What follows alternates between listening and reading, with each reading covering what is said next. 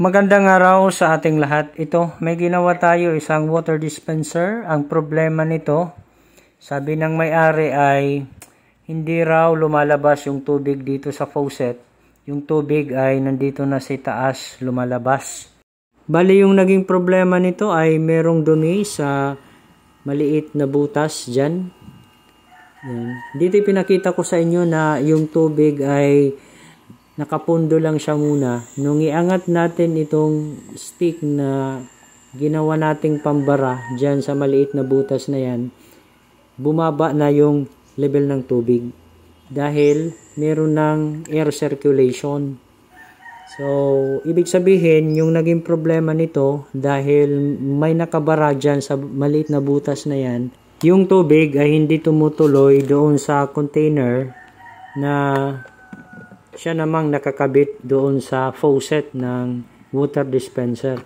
Dito, tinesting natin itong faucet ng dispenser. Makikita natin, lumalabas na yung tubig mula sa faucet.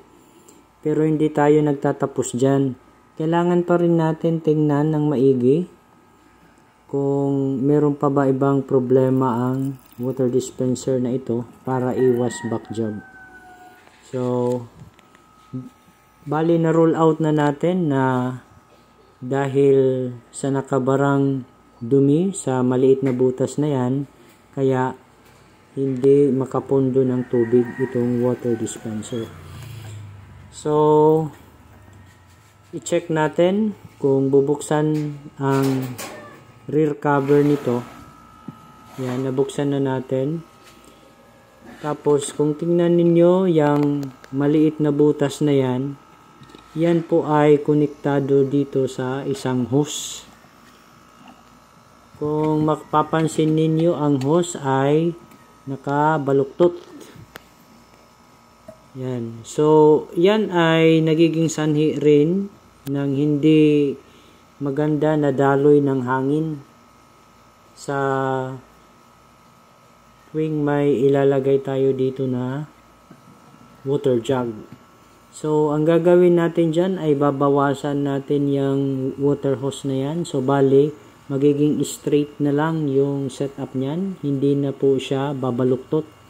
Para maging maayos yung air circulation sa tuwing ilalagay natin yung water jug sa itaas.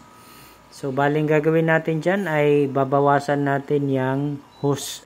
Dito ay sinusukat ko yung haba ng ibabawas natin sa hose. Bali, dito yan banda. Ito na po yung naibawas natin dyan sa hose. So, sunod na gagawin natin ay ibabalik yung hose kung saan ito nakakabit. At ayan, na ibalik na natin yung hose. Sunod na gagawin natin dito ay lalagyan lang ito dito ng cable tie. Ito na po yung naging resulta ng ating ginawa. Yung hose, yan po ay hindi na nakabaluktot.